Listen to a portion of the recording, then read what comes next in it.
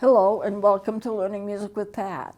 I've decided today I'm going to do a little review of some of the things that I've taught you thus far, especially within the last 2 or 3 segments, because it's a little complicated. It answers the question of where does music come from, why do we get the sharps and flats that we do, where they're located, how come they're located where they are, and that kind of thing. Music can be very complicated. Music can be very mathematical, but math is not my strong point. So if I can show it in a way that makes a whole lot of sense to me, then I think that others will be able to understand it too. Because music does have a rhyme and a reason, and mathematics to it.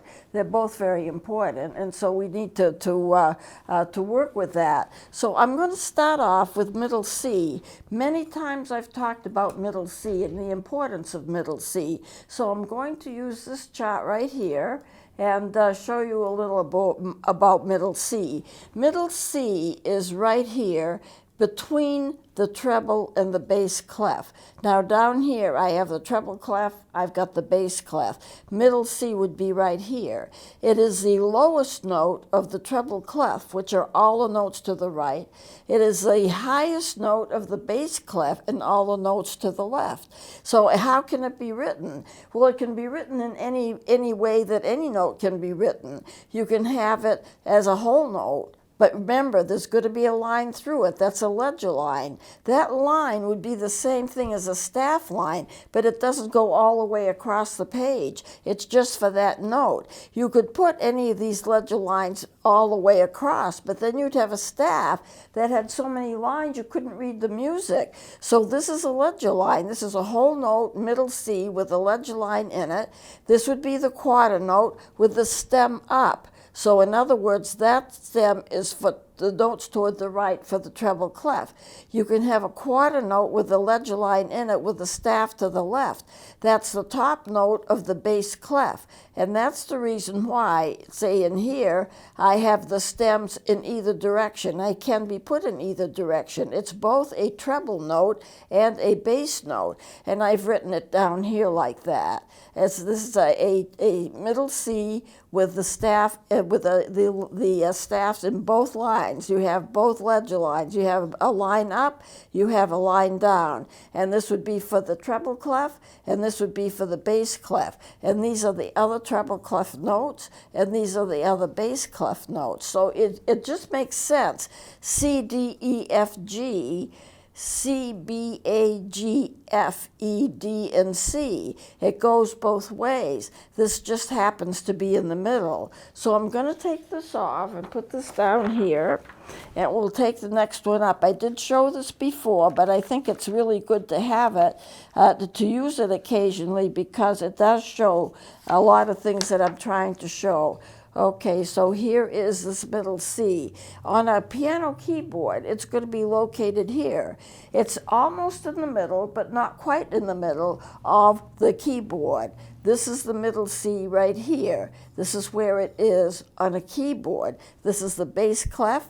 This is the treble clef. This is the line which goes up, and this is the line which goes down. This is the ledger line itself. It could be drawn all the way across, but then you would have an 11 line staff, and you don't want that. So they take the break, it's in the middle, and then just the line that shows us that that's the middle C. Now on woodwinds instruments, it's also called the low C, because most of the instruments cannot get any lower.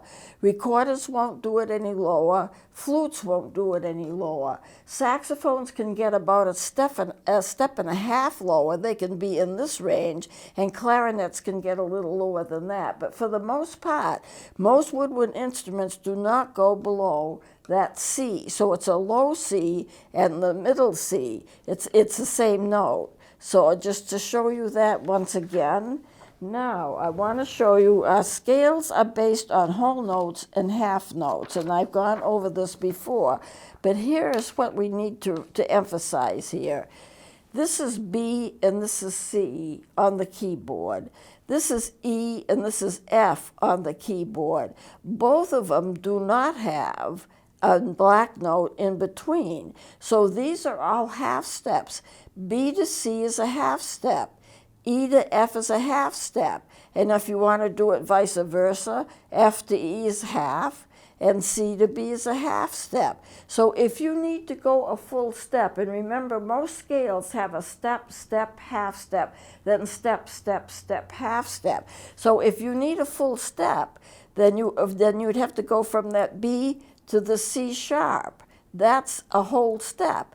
This is a half step, and from that C to that C sharp is also a half step. So two halves make a whole. If you need a whole step, you go from that B to that C sharp, or from that C to that B flat. That's also a full step. This is a half step, this is a half step. Two halves make a whole, so C to B flat would be a full step. And on here, E to F sharp is a full step because this is a half step. E to F is a half step. There's no black note in here. So E to an F sharp is a whole step. And then also vice versa, that F to the E flat is also a whole step. F to E is a half step. E to E flat is a half step. Two halves make a whole. So this to this is a half step. This to this is a half step. This to this is a step. This to this is a step. This to this is a step. And this to this is a step. So you have to remember those half steps are important. When you get the half step and when you get the whole step depends upon what note you start on. If you want to start a scale in G, then you start on G. The note G is right here. Here's your step to A. This is G to A is a step. A to B is a step. B to C is your half step, okay? Then C to D is a step. D to E is a step, and E to F, it would be a half step. If you wanted to go from E to F sharp, that's your full step. So if you start a scale, say in the key of G, you start it on G, and G is the root note. Whatever note you start the scale on, that's the root note. It's not the note that's sharp to flatted. It's the note that you started on. The scale is named after that note. So when you have sharps and flats, it's not necessarily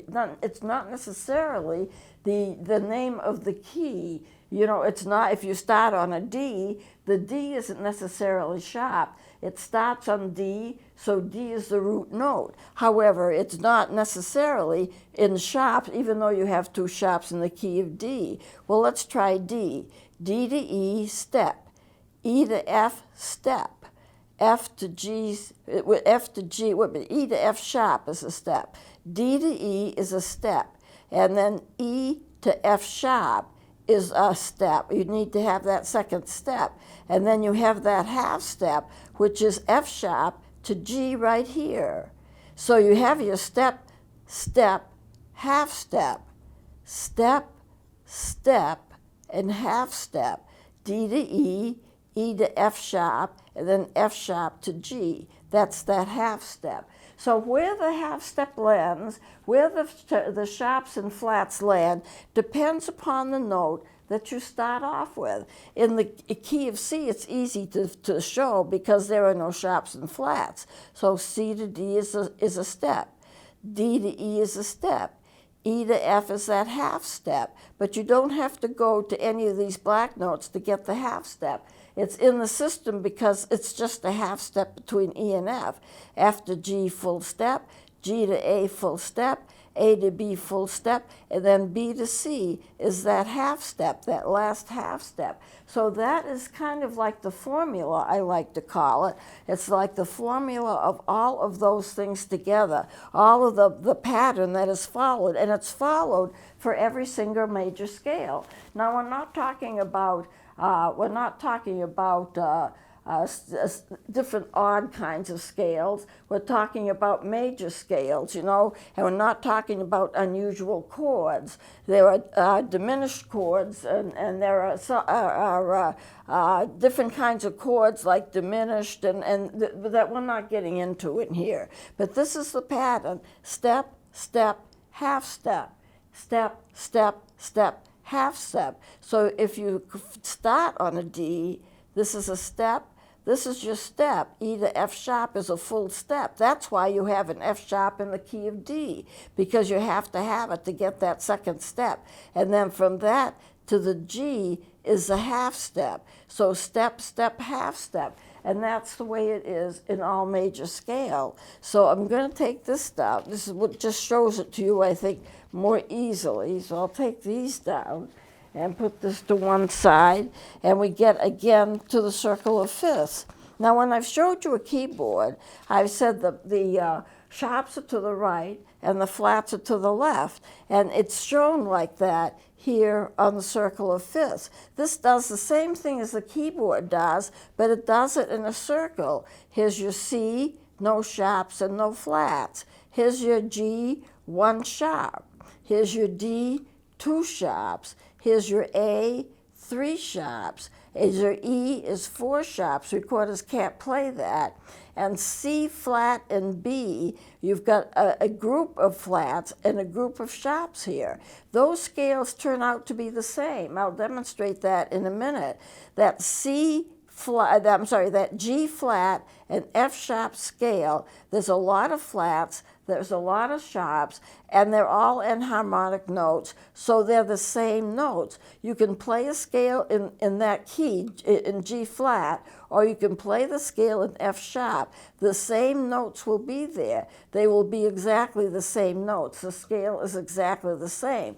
So when you have a scale that has a lot of sharps or a lot of flats, you can turn the scale either to a sharp scale or a flat scale, because they're all in harmonic notes and the tones are the same.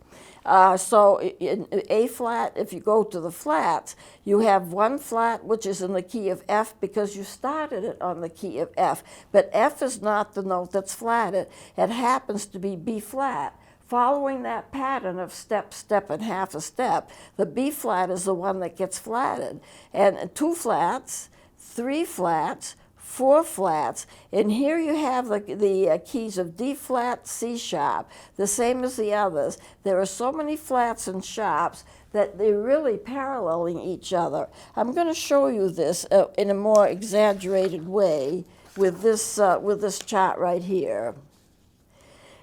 All right, here is D flat. The key of D flat has 5 flats, 1, 2, 3, 4, 5. The key of C sharps has 7 sharps, 1, 2, 3, 4, 5, 6, 7. 7 sharps, 5 flats. But because they're enharmonic notes, when you play them, they'll be the same. And I'll show that to you in another chart. G flat and F sharp are the same scale. But you have to stop to think. 1, 2, 3, 4, 5, 6 flats. 1, 2, 3, 4, 5, 6 sharps. So a note can be a sharp or a note can be a flat, depending upon how you write it. These notes are the same. One group is flatted, one group is sharp. And that's how you can turn a flat, totally flat key into a sharp one. They're really the same notes. The same is true of the key of C flat and the key of B. The key of C flats has 7 flats in it, 1, 2, 3, 4, 5, 6, 7, and it has 5 sharps, 1, 2, 3, 4, 5. If you look at a keyboard and you say we're looking at D flat and C sharp, I'm just going to put this, let me see. I'm going to put this one up again. Why should D sharp and D flat and C sharp be the same? If you look at your keyboard, well, here's your D, a D flat is here, here's your C, a C sharp is here. They're enharmonic. So that scale is going to be the same as this scale, except that scale is going to be written in flats, and this scale is going to be written in sharps, because you're going up a half a step when you sharp, you're going down a half a step when you flatten. So therefore, it's just easier to remember that if you have like a key of E, supposing you start scale on the key of E, well, if it can be sharp and this is going to be the sharp, and the F scale will be the same. It'll be written in flats, but E sharp is F, and F flatted is E. So if you start a scale in either one of those notes, it's going to be very, very close together. So the fact that they're close together and there are a lot of sharps and there are a lot of flats makes them so that they can be the same scale. So let me see. B, C, D, E. If I'm on a recorder, it's a little tricky playing those notes, but B, C, C sharp, D, and E flat, and then E. The fingering patterns are a little tricky, and I may show you that a little later on, but I just wanted to show you that. Now, let me show you how, and this is how these notes are the same by putting up this chart right here. Sharps and flats, they're enharmonic. This C sharp is the same as this D flat. This D sharp is the same as this E flat. This F sharp is the same as the G flat. And I can go all the way. That G sharp is the same as an A flat. That A sharp is going to be the same as a B flat. And then, so it goes on that way. That C sharp is going to be the same as this D flat. Why? If you look at a keyboard, you can see easily the notes are together. So if it's sharp one way, it'll be flatted another way. Another way that I have of showing this to you would be in this chart right here. It may be easier to see, I'm not sure. C sharp, D flat. D sharp, E flat.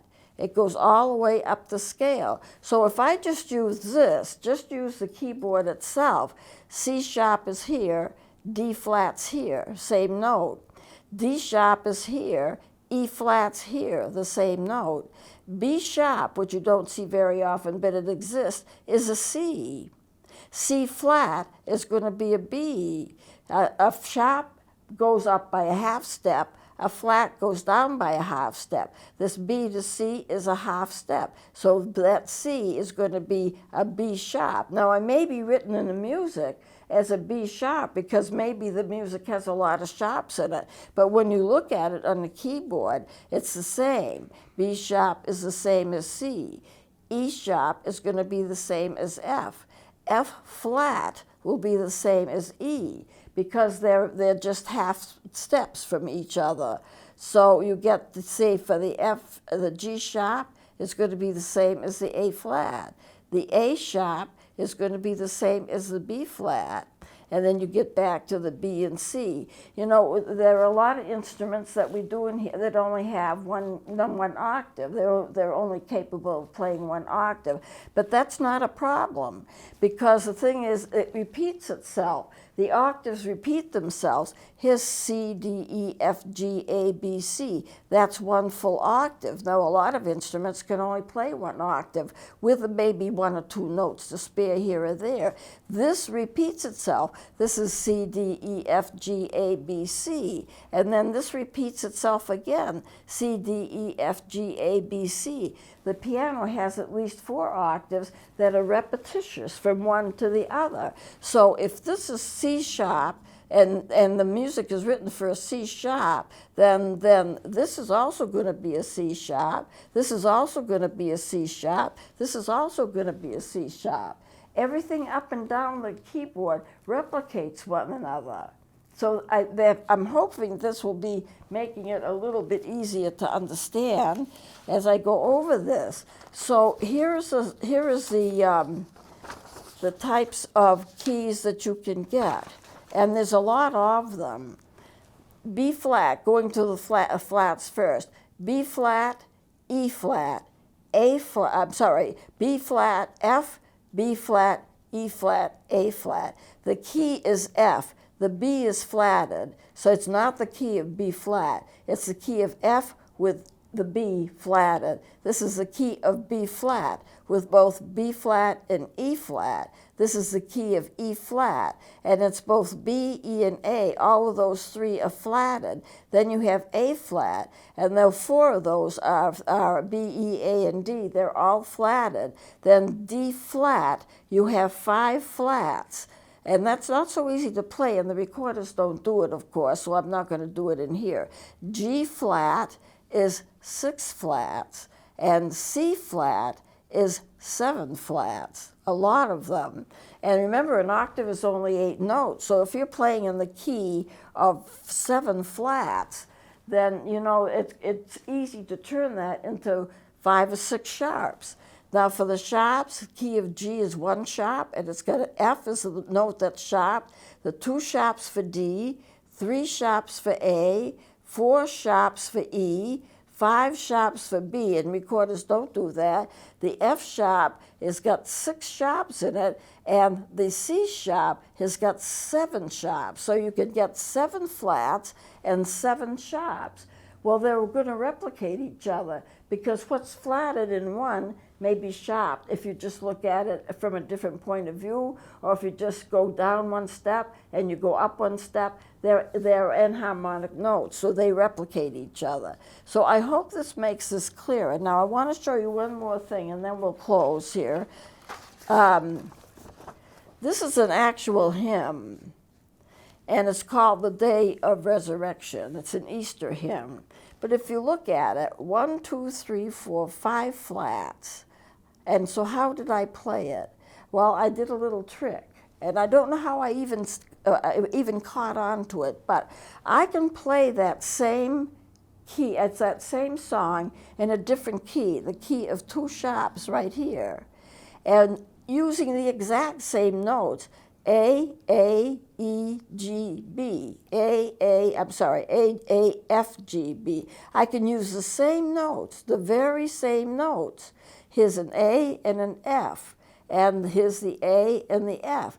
I don't change the notes at all. What I do is use the same fingering, the same notes, but instead of playing it in 5 flats, I played it in 2 sharps, the key of D, which is much, much easier for the recorders to do, and because it's going to come out in a different key, but it's the same song, same notes. I think I don't have a music stand here. I thought I might have it. I could play that. Well, maybe I can play it just for the side. I didn't even notice my music stand was missing, so I'm going to play this.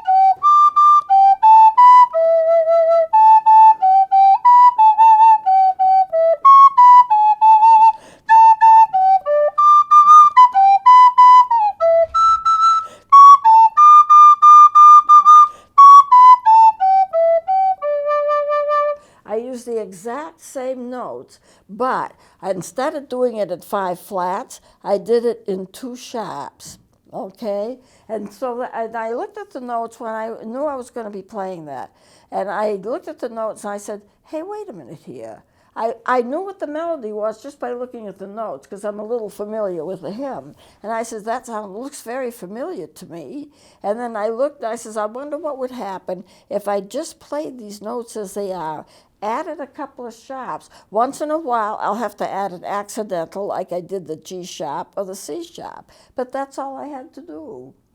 And lo and behold, there it was. I had the whole hymn, and I didn't have to play it in so many flats. I played it in 2 sharps instead. And so I will close it now. And we better close it here because I've kind of run out of time. I'm going to be playing some music for you and teaching you how to play some things on the next section. Please join me then.